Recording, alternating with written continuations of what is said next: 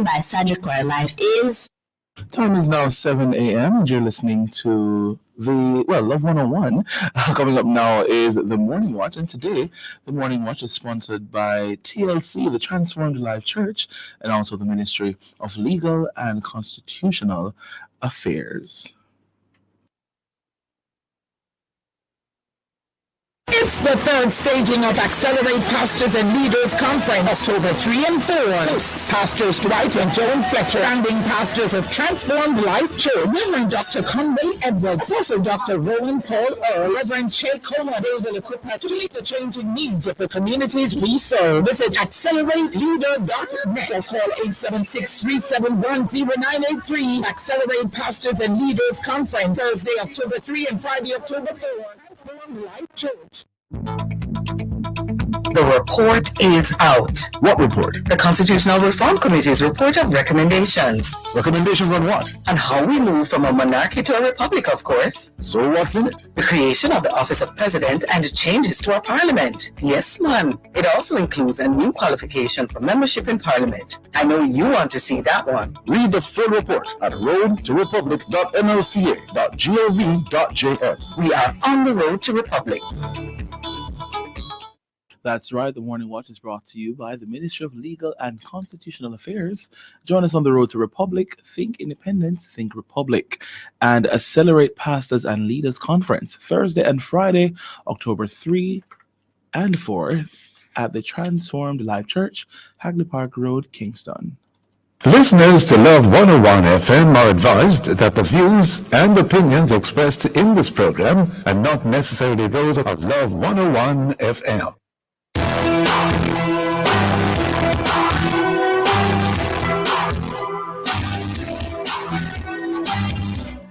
Hello and welcome to the Morning Watch on Love 101 FM.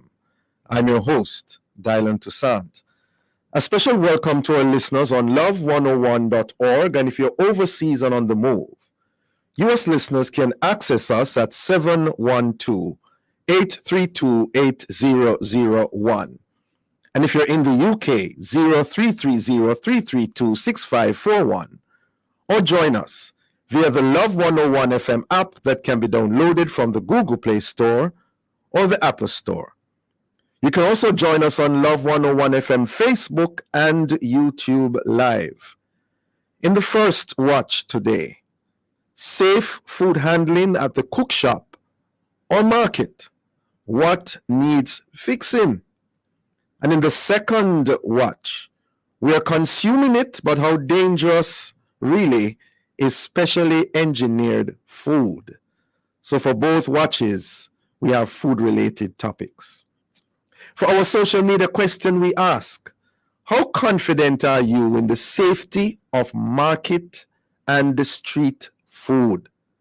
We're asking you to share your responses on our Love 101 FM Facebook page and YouTube channel. And also on WhatsApp, 876-997-3125, using the hashtag #TheMorningWatch. We'll share your responses later on in the program, but before all of that, here's iQuote. All right. Good morning. Good morning. Today's iQuote says, life is like riding a bicycle. To keep your balance, you must keep moving. And this one is from Albert Einstein. Oh, okay. Good morning, Joka. Good morning. You know the obvious question. You can ride bicycle, Joka. Yeah? Well, you can keep your balance while not moving. I mean, if you're really skilled at it, you can be stationary and do it. That is true. Yeah. The first watch will be back after this break.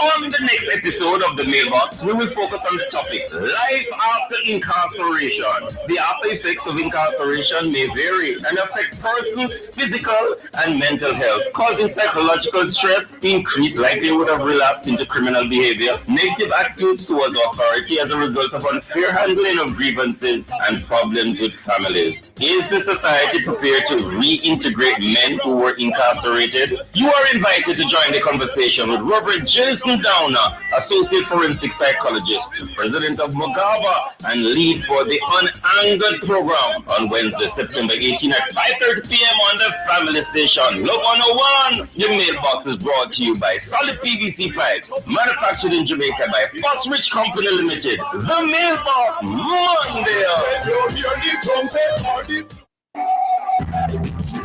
There are many in the world who have the same spirit as the Antichrist and oppose the work of God. The Antichrist is also known as the man of lawlessness. Who is this Antichrist and how can we point him or her out? Tuesday, September 24 on The Rock, join guests Mark Linton, Damian Chambers, and Donald Stewart as they discuss the topic, the Antichrist. That's The Rock, Tuesday, September 24 on the Family Station. Love, on the next Campus Connection, we will be checking beyond the scores, part 2. We will be taking a further analytical look at the factors that lead to success or failure on school tests or external examination. It is clear that doing well on these assessments is beneficial. Therefore, we will explore a few more elements that go into how well a student does on a test. Let's continue the conversation with guests. Dr. Howard Harvey, Career Development Officer at Howard MSTA Center, and Mr. Joseph Small, First Vice President of Jamaica Alumni Association of High Schools, on Tuesday, September 17 at 5:30 p.m. on the Family Station. Love 101.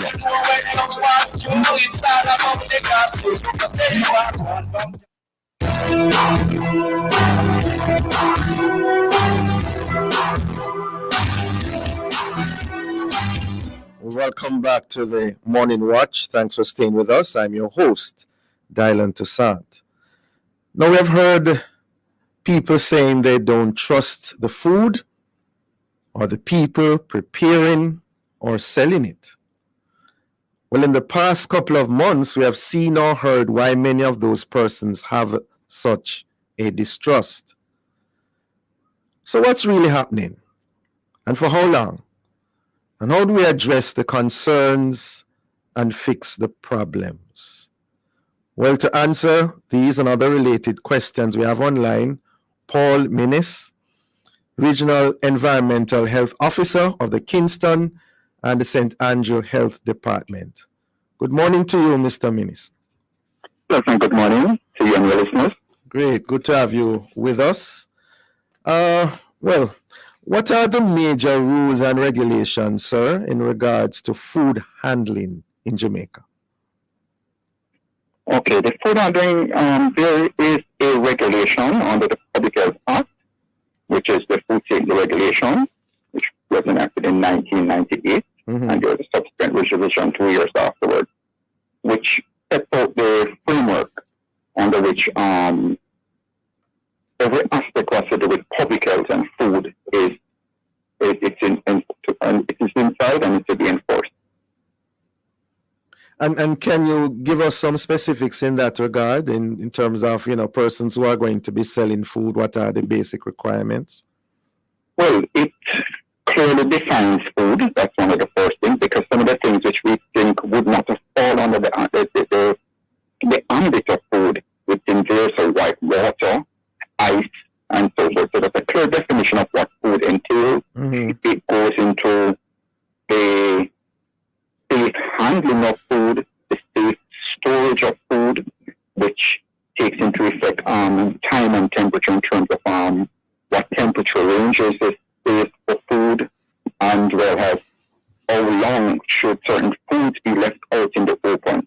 It goes further to dictate how persons who are in the food trade should operate in terms of what they should have in the premises, how it should be the layout of the establishment. It speaks also to of persons who may apply their wear,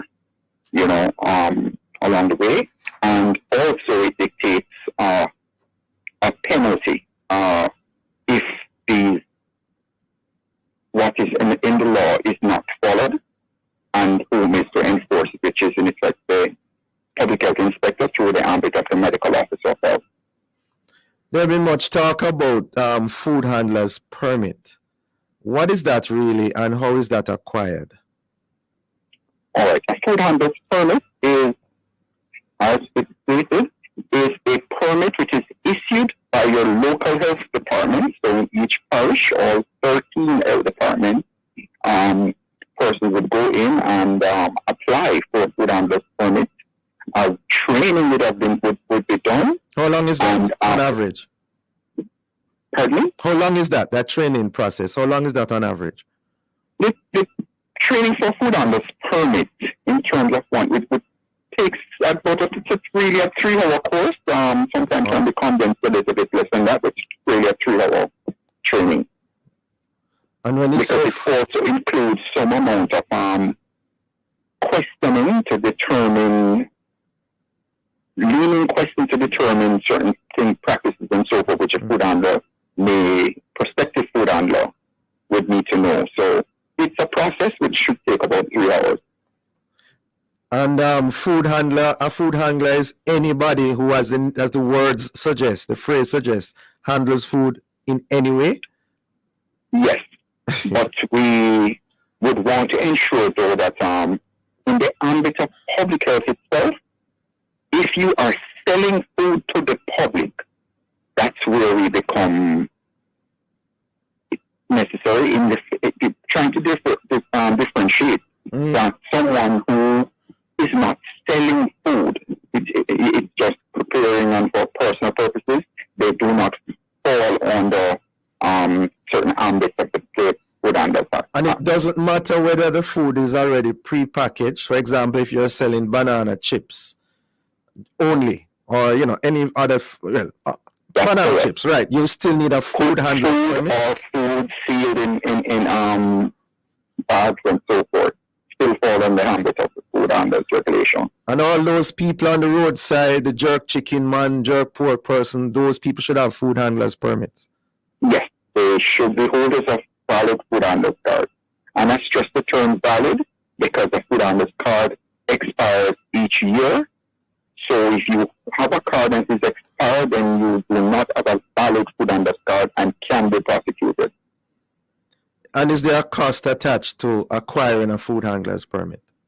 Yes, currently the law dictates $500 for the acquisition of a food handler's card. Anecdotally speaking, Mr. Minis, how aware or unaware of these rules and regulations would you say we are as a nation? Anecdotally speaking, from your experience and expertise. I think generally a large percentage of our population are aware that to be handlers of food, and that means you want to sell food to the public, you really need to have a food handler's card. I believe a large percentage of the population are aware of that.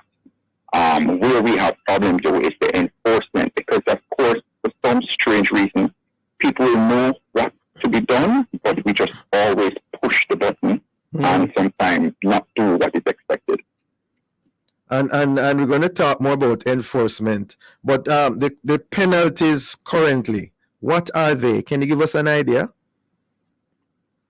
Someone can be fined up to $1 million or 6 months in prison if found to be operating contrary to the food handlers regulation. And that has been so for a number of years, or is a recent development? That amount that you mentioned. It's been so for a number of years. I think that the amendment to the Fees Act came out in 2017. Thereabout. Yes. That sounds high to me. It doesn't seem to be a deterrent. Or is it that people don't know or they don't care? It ought to be a deterrent, but it appears from what we're seeing on the field that some people just want to push the handle and they operate as if, well, if they catch me, they catch me, And I think it's no way dissimilar from many of the other laws which exist in our country, and people know that, if you're caught, this is the outcome. But it's still all cases of persons doing what is supposed to be done. Yeah. We're gonna coming up on a break, Mr. Minez. Please hold those thoughts. We'll be right back. Okay, no problem.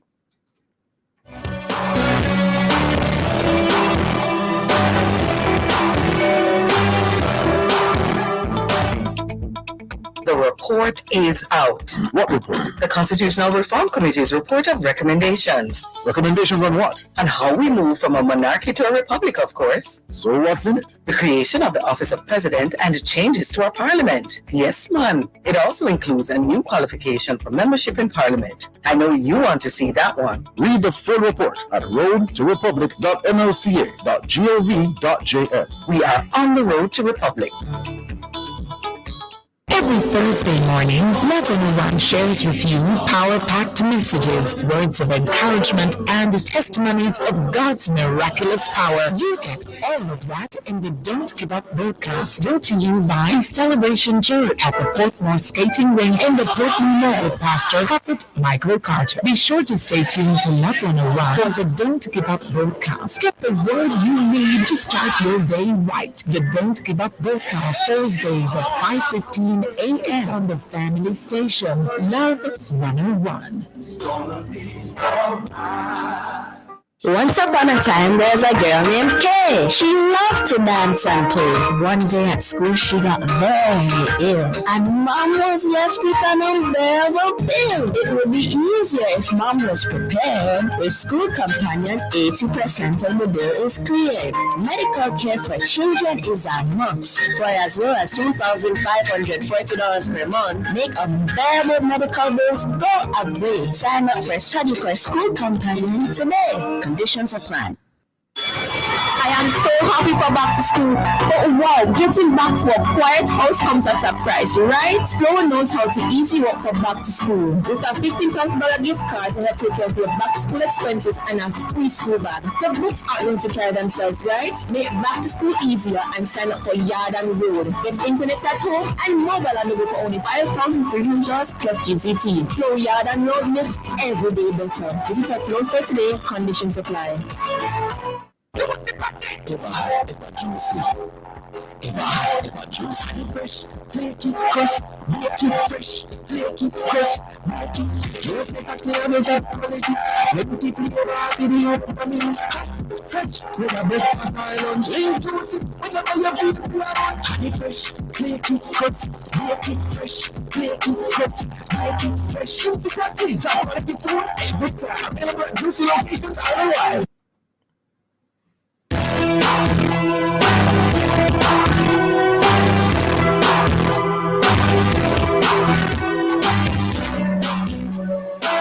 Welcome back to the Morning Watch. Thanks for staying with us. I'm your host, Dylan Toussaint. And this is the first watch. We're looking on food safety, the handling of food, and we are focusing in particular on cook shops and markets, and we're asking what needs fixing. In so doing, we have online Mr. Paul Minez, Regional Environmental Health Officer of the Kingston and St. Andrew Health Department. Welcome again, Mr. Minez. Yes, thank you. Great. So before... just to say that it's really the Southeast Regional Health Authority to which I'm directly attached. Southeast Regional Health Authority. Okay, thanks for the correction. All right. Before the break, Mr. Minez, we're talking about the penalties. Now, anecdotally again, from your observation, how often are persons who breach these rules and regulations really charged and brought before the court? We don't see, there have been ongoing prosecutions from time to time. Many have not been highlighted as much unless someone really hangs out at the court. There have been breaches of the food handling regulations to which we have had persons to court. Right throughout the Highland. I mean, maybe even notably more in the western area. We have had ongoing prosecutions right throughout. And to a fair extent in the southern region, southeast region. Right? Justice is not as publicized as so it's happening. You're saying it's happening regularly. where people are charged, people are... It's happening on a fair amount on occasion, yes. Yeah. And therefore, my next question, what systems and personnel are really in place to monitor food outlets in Jamaica and ensure that the rules and regulations are enforced? All right. Monitoring is trusted in the hands and responsibility of the public health inspectors across the Highlands. These officers, part of their core function, will be going out to all the various areas where food may be offered for sale, and they will be doing inspections. The overall aim is to try to visit every establishment at least once for the year. And whilst that may seem like a small amount, we kind of risk rank these inspections. And what you will find is that the officers may spend a lot of time on some establishments which either by the initial inspection would recognize that they need some work. There are still a large number of establishments which are knowledgeable of the food handling regulations and as well as the food safety. And so they are, for the most part, in compliance. And so the officers would not necessarily be visiting these premises as often as they should. But it still must be underscored that, irrespective of the number of officers we have available in Jamaica, we have a large number of food establishments. Food establishments crop up daily, and it's almost like it's a battle to try to really reach all these food establishments which crop up. The frequency with which they crop up is alarming, as well as the fact that some persons involved in the food trade are what we call itinerant vendors, meaning they move from place to place. And there it makes things a little bit more difficult because they'll be at this particular point, you may identify certain breaches, you would make necessary changes, you may serve warnings and so forth, and by the next week you go back to somewhere else. So it's a task which the officers are know they need to do, and they get around. For the fixed locations which you spoke about, the markets and the cook shops now,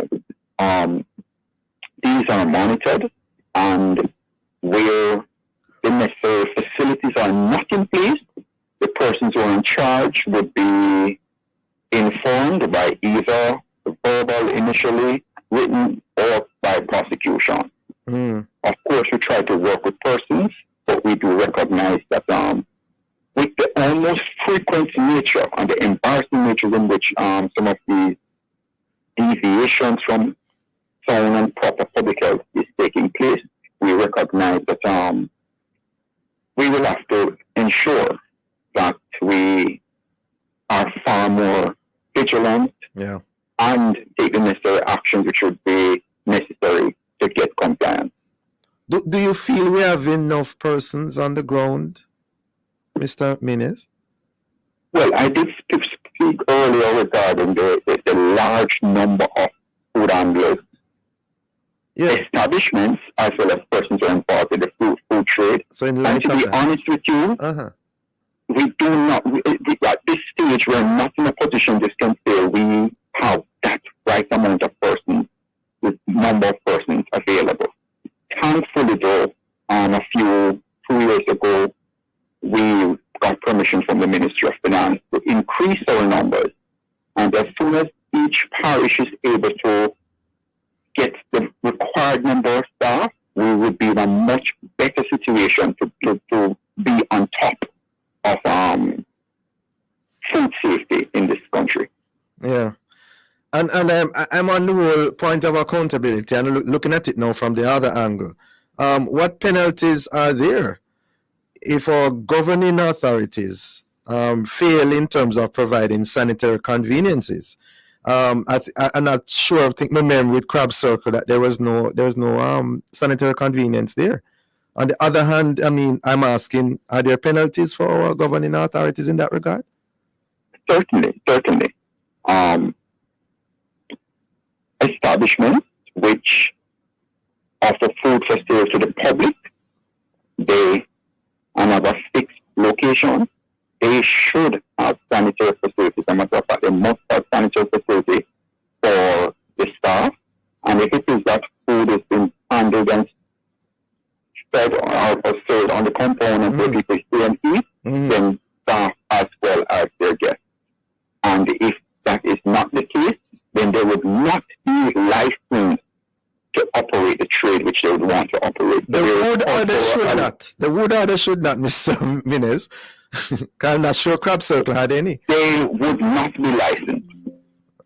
Because there's two licenses. We have the food under permit, but establishments which offer food for sale also need to apply for a food establishment license. And if when they apply for the food establishment license, they do not have sanitary facilities present or in the right number, they will not be licensed. Okay. You sound very confident in that statement. Well, once we are aware that they are operating and we cause an inspection, they would be closed if they are found to be operating, one, without a license, and worse, operating without sanitary facilities in the right numbers. Yes, sir. What should consumers do or not do if and when we encounter or suspect that breaches have occurred? All right. So we spoke about the public health inspectors who are sworn officers to go out and do it. But we have to recognize that the public health inspector will never be everywhere. So we have always been advocating that the public need to be their own public health inspectors. Be vigilant.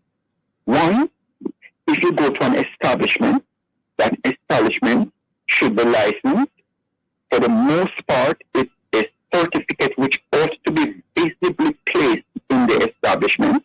It's a pink certificate under the medical officer of health signature. So they need to be looking out for that license, and they can ask for it also.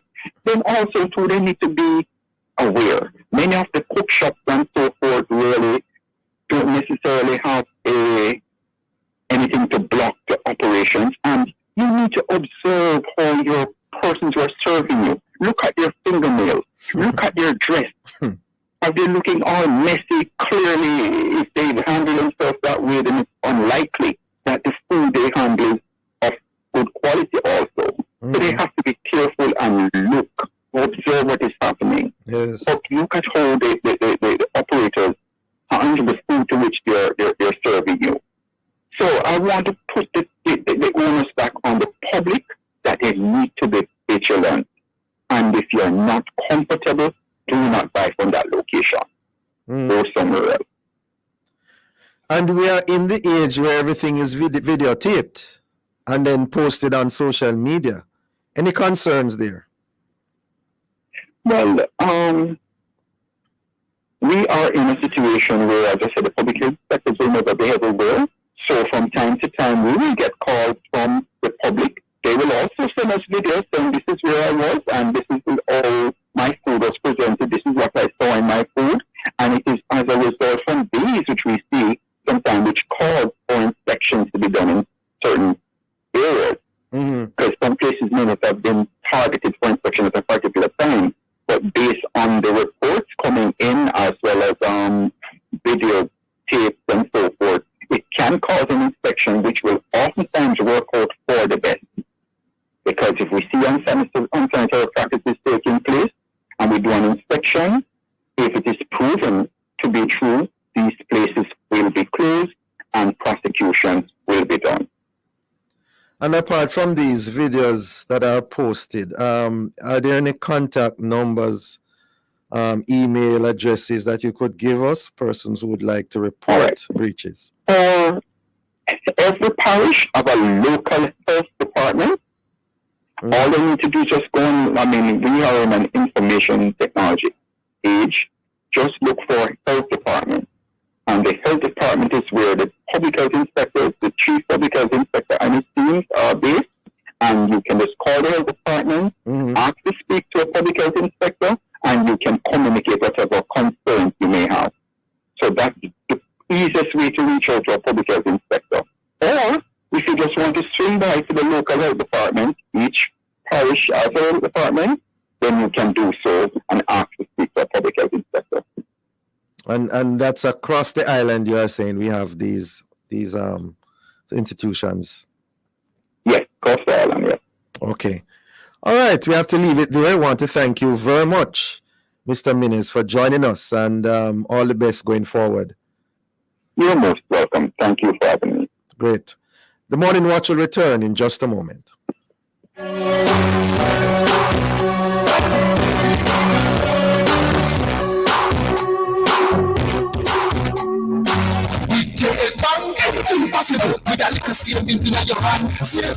The time by Jam Bank is 7:30.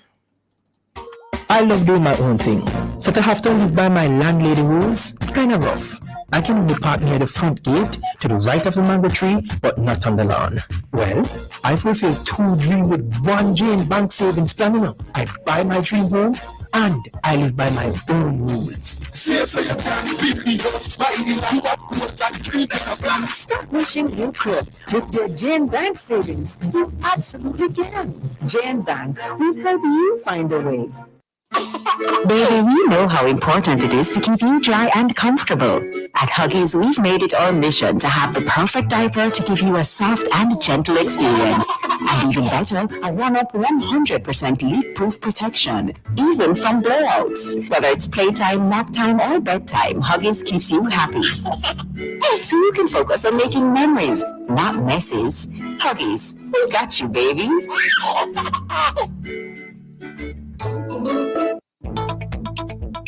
The report is out. What report? The Constitutional Reform Committee's report of recommendations Recommendations on what? on how we move from a monarchy to a republic, of course. So what's in it? The creation of the office of president and changes to our parliament. Yes, man. It also includes a new qualification for membership in parliament. I know you want to see that one. Read the full report at roadtorepublic.nlca.gov.jm. We are on the road to republic. Don't let freshness ditch you when you need it the most. Wash your clothes with Downy Softener to keep dazzling everyone around you from day to night. Try Downy Softener now.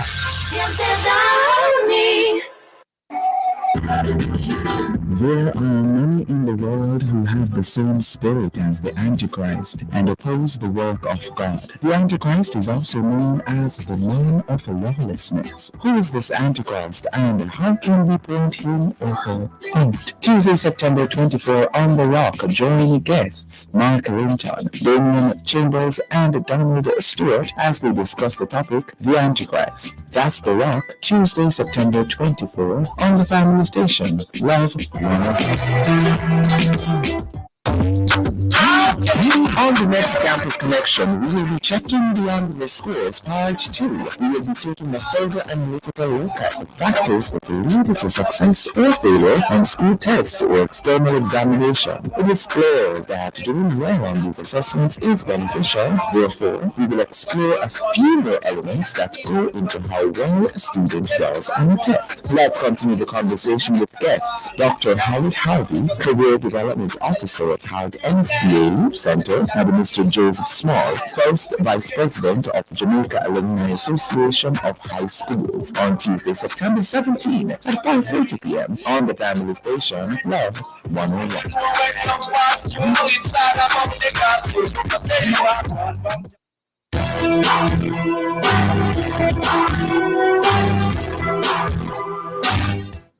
Welcome back to the Morning Watch. Thanks for staying with us.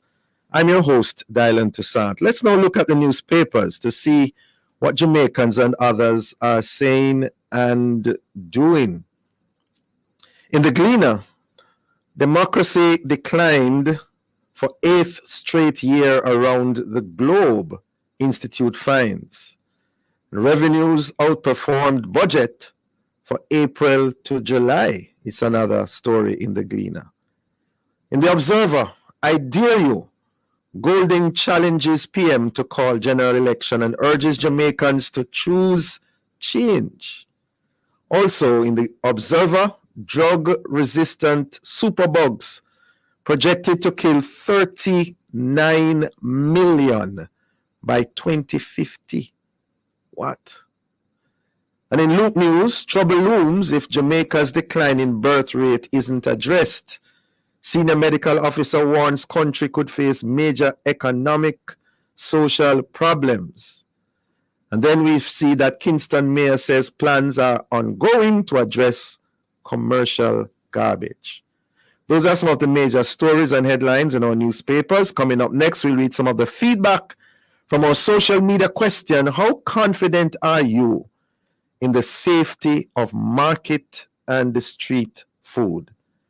We're asking you to leave a comment on our Facebook page and YouTube channel, Love 101 FM Jamaica, or WhatsApp 876-997-3125. We'll be right back.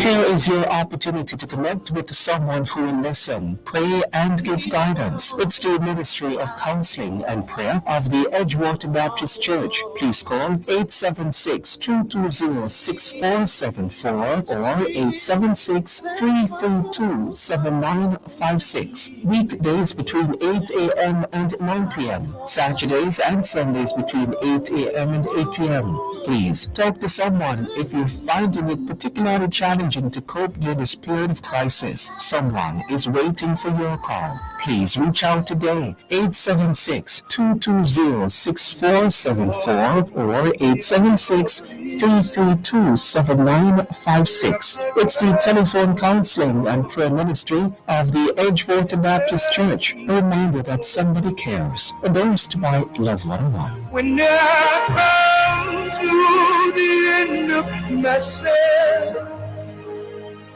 Father, carry me. Every Saturday, 7 p.m. to midnight on Love 101. You're invited to travel in time with music at its best. It's a gospel music machine. The gospel music network.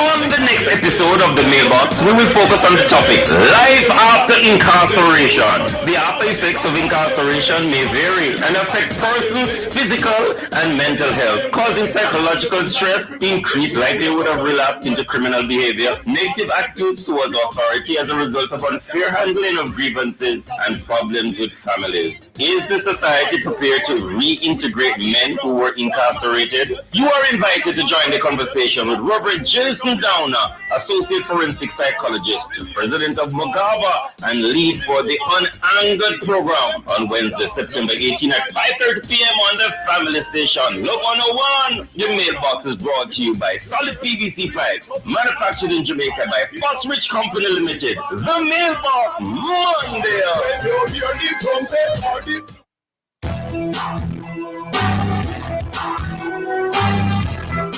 Welcome back to the Morning Watch. Thanks for staying with us. I'm your host, Dylan Toussaint. Let's now join Jokal for a look at how our Facebook, YouTube, and WhatsApp friends answered today's question: how confident are you in the safety of market and the street food? Jokal? All right, so we have some responses from our WhatsApp line. The first one here is from Cherry in Spanish Town. It says the best we can do with market products or any food products is be careful of what we buy and where we buy them. When it comes to food, we have to be so careful of what we put into our stomach. Rose from Hampton says, where it concerns food on the street, I try to be very careful because sometimes you see people selling alongside dirty water or even a rubbish heap. And, for that, you won't buy there because they're, if anything should fall in it, they would take it up and sell it. And there's so much happening out there that we have to be careful. Street food or street side food, she doesn't really partake in. She loves to cook. So she cooks her own food for her family and she brings it to work. And she's happy with that. Thanks be to God. So, yeah. Yeah, good for her. All right. Thank you very much, Jakal, and we appreciate the responses received. Now, in America 2020, GMO, that is genetically modified organism, soya beans, reportedly made up 94% of all soya beans planted. GMO cotton made up 96% of all cotton planted, and 92% of the corn planted was reportedly GMO corn. And only a few types of GMO crops are grown in the United States, but most GMO plants are used to make ingredients that are then used in other food products. And as an importer of many of our foods, it's logical to conclude that we are consuming quite a bit of GMO inclusive products. And where does that leave us? Well, to talk about this and other related matters, we have joining us Mrs. Anna Lee Gray Brown, nutritionist, program director, and lecturer in Master of Science in Public Health Nutrition at UTEC, and Dr. Christine Frey, associate professor, registered nutritionist, and biochemist. Good morning to you both. Good morning. Morning. Our other guest? You're muted, I believe. Good morning. Morning to you both. Thanks for joining us, ladies. Dr. Frey, I begin with you. With the most obvious question that I need to begin with. What really are genetically modified organisms, and why do they exist? Genetically modified organisms are any plant or animal that has been modified in terms of their genetics. As the name says, why we have it in the first place is because as human beings we have been actually changing the things that we eat over time. So we used to have hybridization for plants where we keep on planting what we like.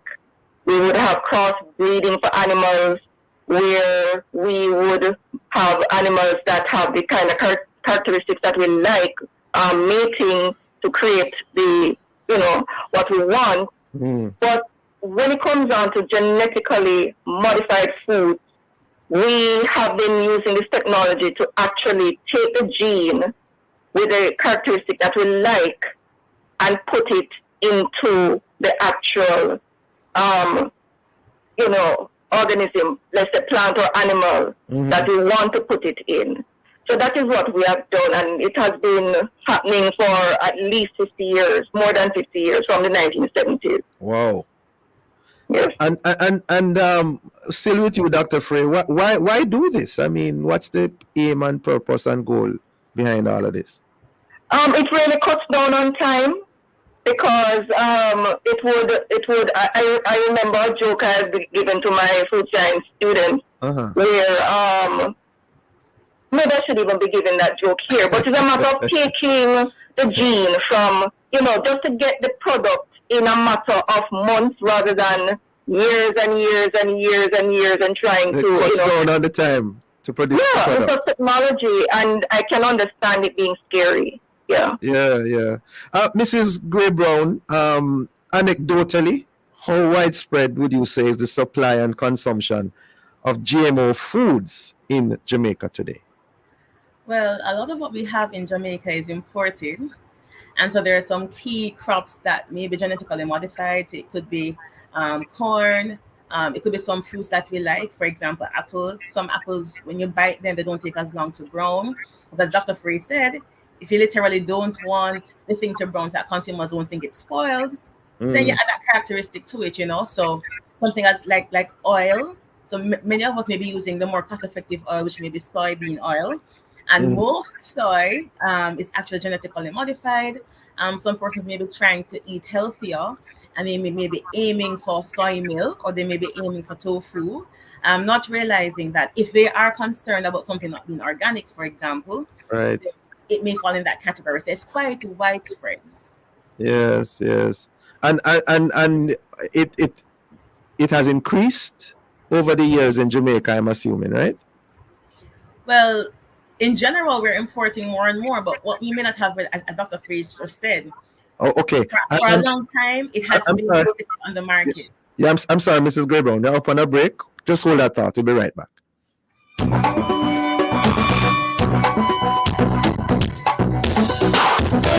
Great sardine for the chef and the beginner. Follow the one with pepper, that and the winner. Shop on supermarket. Everybody Great say sardines, follow the better flavor. Diamonds. 7:45. Ready to experience 6 times more freshness in your clothes? Try Downy Scent Beads. Its fragrance is so amazing, you have to sniff it to believe it. Try Downy Scent Beads today. 6 times more freshness versus using detergent alone. I love doing my own thing, so to have to live by my landlady rules, kind of rough. I can only park near the front gate to the right of the mango tree, but not on the lawn. Well, I fulfill 2 dreams with 1 Jane bank savings plan. I buy my dream home, and I live by my own rules. Stop wishing you could. With your Jane Bank savings, you absolutely can. Jane Bank, we help you find a way.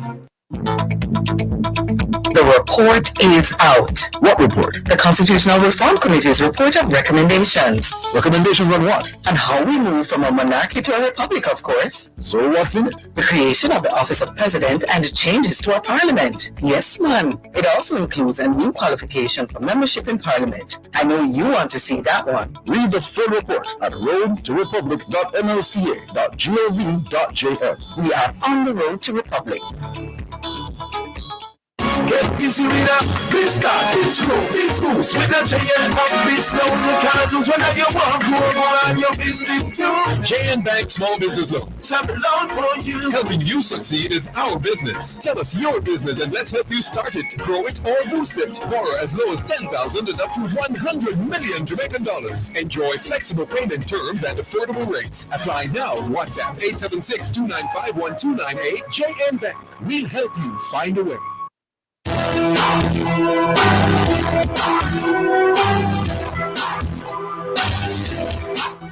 Welcome back to the Morning Watch. Thanks for staying with us. I'm your host, Dylan Toussaint, and in this the second watch, we're looking on the genetically modified organisms, right? And we're asking how dangerous is it? And in so doing, we have online Dr. Christine Frey, Associate Professor, Registered Nutritionist, and Biochemist, as well as Mrs. Annalie Gray Brown, Nutritionist, Program Director and Lecturer in Master of Science in Public Health Nutrition at UTech. I think before the break, Mrs. Gray Brown, you're responding to the question based on your observation. Has this been increasing in Jamaica or decreasing? Okay, so I mean, I wasn't necessarily born in the 1970s, but what I do know is that as the years increase, the manufacturers want to be more creative and more ways to make money. So it may have been just as accessible, but we have more varieties now. So for example, if I had cornmeal in the 1970s, which I assume we did, maybe we weren't even thinking, where is this coming from? Is this from a place that is using artificial technology? Perhaps not. But what is happening is there's a greater variety of things that may be genetically modified and persons may not be aware because the label may not specifically say based on what the regulations are. Yeah, Dr. Frey, as a biochemist, and out of mere curiosity on my part, are you able to, in simple terms, give us an idea, walk us through, if possible, how these GMOs are produced? What's the process like? Okay, so let's say that I would like tomato plants that get ripe fast on the vine. Then what I would do is to find that gene in another plant that codes for fast ripening. I would isolate that gene, put it into a bacteria, and keep on getting it cloned, isolate it, clone it, putting into the bacteria. And then I would get my tomato plant, the leaves from it, little cuttings from that, and put both the bacteria and the cuttings like in a petri dish. and allow the gene to become part of that tomato cutting and eventually generate my plant so that my tomato plants will now ripen on my vine quickly and I can get it for use or to, transport to other places or whatever it is, commercial use I have for it. Yes. So that is so it's a use of recombinant DNA where you can use recombinant DNA to actually just transfer the characteristic you want into other animals or other plants. What kind of DNA you said a while ago? Recombinant. I'm getting lockjaw just thinking about that. I was really trying to avoid not even using the term, but that is what is used. So yes. It's really technical stuff, but Yes, it is. Yes. And that's just a very, very basic breakdown of what is done. Right. Thanks, we appreciate it. Mrs. Gray Brown, what are some of the possible negative effects then of consuming GMO products? Well, there are two ways to look at it, right? If you're going by what a lot of the international agencies are saying, is that, rigorous tests have been done, and in general, the food is considered to be safe. However, typically when that is done, it's a short-term thing. Maybe there have been studies maybe for months or for a few years, but as humans, we're eating these things perhaps for a lifetime. So the reality is that when the GMO is created or the GM food is created, there's an attempt to really limit the risk to humans. So for example, if there's a food that typically has an allergen, they are trying to avoid transferring it, for example, to another food, that sort of a thing. But what we don't know is if in the end, we'll find out later on, actually, there's this small risk of having a GM food. And sometimes too, we may not even be realizing that we're having something that's genetically modified. So we may be eating something, not really realizing perhaps there is some antibiotic thing that the animal who had the GM crop ate that we now have. But again, scientists make every attempt to reduce the risk of transmission. And are there worst case scenarios that you can share with us? Well, so a worst case scenario could be that perhaps there is a farm that has conventionally grown crops, meaning the regular old way, and there's a GM field maybe close by, maybe not far enough. And maybe the GM crops and the conventional crops come together. That's called outcrossing. And maybe there is some characteristic in the GM crop that we didn't want humans to be eating, maybe because of the quality of the proteins or something, or again, maybe because of what it contains, which could be harmful to humans and we end up eating it. That could be a worst case scenario. It could be a worst case scenario that there wasn't enough quality control that went into it. But generally, the standard is that the quality control measures need to be put in place. I mean, there are actually policies to manage GM foods because it's a big business. So no business owner wants to put their company's reputation at risk. So those things are not known to be very popular, but hypothetically, it's a risk. I mean, that's a great comment more. Yeah, it can cause diseases, increase of disease, and we can die. So I am not so sure about that. Maybe Dr. Frey could comment. I can't comment on that one. All right. Dr. Frey, you want to say anything on that? To be honest, there have not been any clinical testing done on human beings yet. And Mrs. Gray Brown is right about that there are possible worst case scenarios. Really don't know, but in terms of all of the laboratory testing and all of that have been done, and there are concerns for the loss of biodiversity because we are making these changes, and you just don't know what other things it may be affecting, like microbes in the soil. They need to live as well. They serve a purpose. We do not know if we're taking food from them. For the long-term effects, we don't know, and there's no clinical trial yet done on human beings when it comes on to GMOs. So yeah, that is something to look forward to. Well, maybe not look forward to, but as far as I know, it is safe because all the testings have been done in terms of the food itself. So you're saying the GMOs are safe? Am I hearing it correctly? So they're safe in terms of the fact that we do not see any cause of disease or anything. But I'm also saying that all the testings have not been done because clinical trials have not yet been done on human beings. So that is something. What are we waiting on, Doc, to get these trials done? I mean, that we don't make them, well, let me put it this way. It is something that I do expect to occur in future.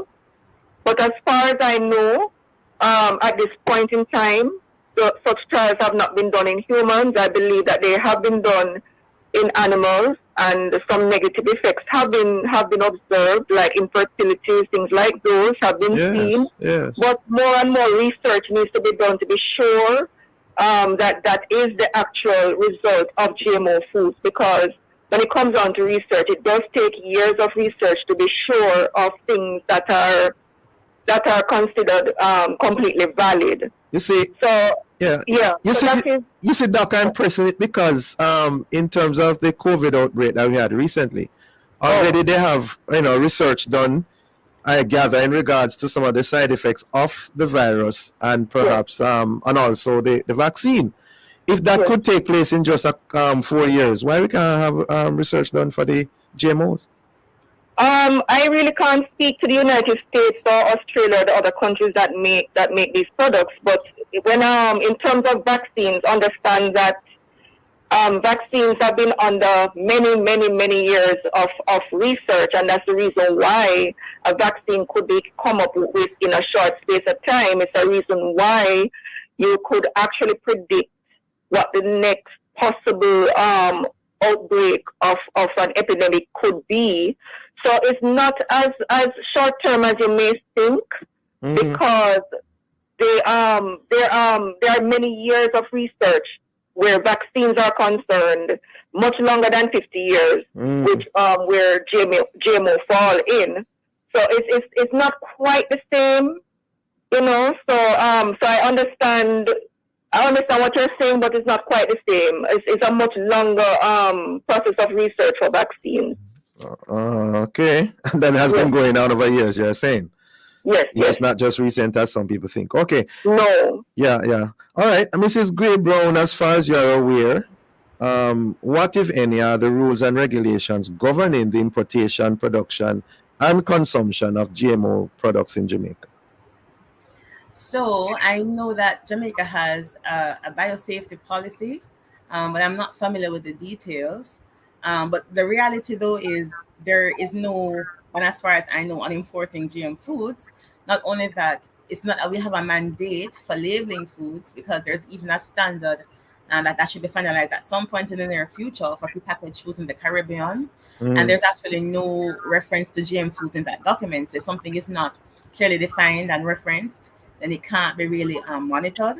So I don't know that there's specific actions related to that, but Dr. Free could comment. It says free for all based on what you're saying, Mrs. Well, Gray. Dr. Free can comment whether there are things to say. Comment on that again. Okay, go ahead now. There is a biosafety policy for Jamaica. I'm not sure if it is complete as yet. I believe the last date on it was 2020. And I'm really not the best person to speak on it, because it's really not complete as far as I know.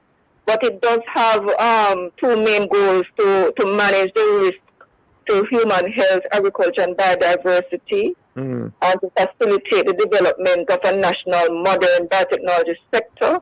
So I know, speaking off the top of my head, that those are the two main goals. But to me, based on what I've seen, I am not absolutely sure that the policy is complete as yet. But I know that there is a biosafety policy for Jamaica 2020. Right, so that is as far as I know. So it would take someone from the government, really, or maybe from Bureau of Standards or some place like that that deal with the standards that that govern Jamaica, to give a good talk on what really is in this policy. Interesting stuff. Ladies, thank you so very much for joining us this morning. Very informative.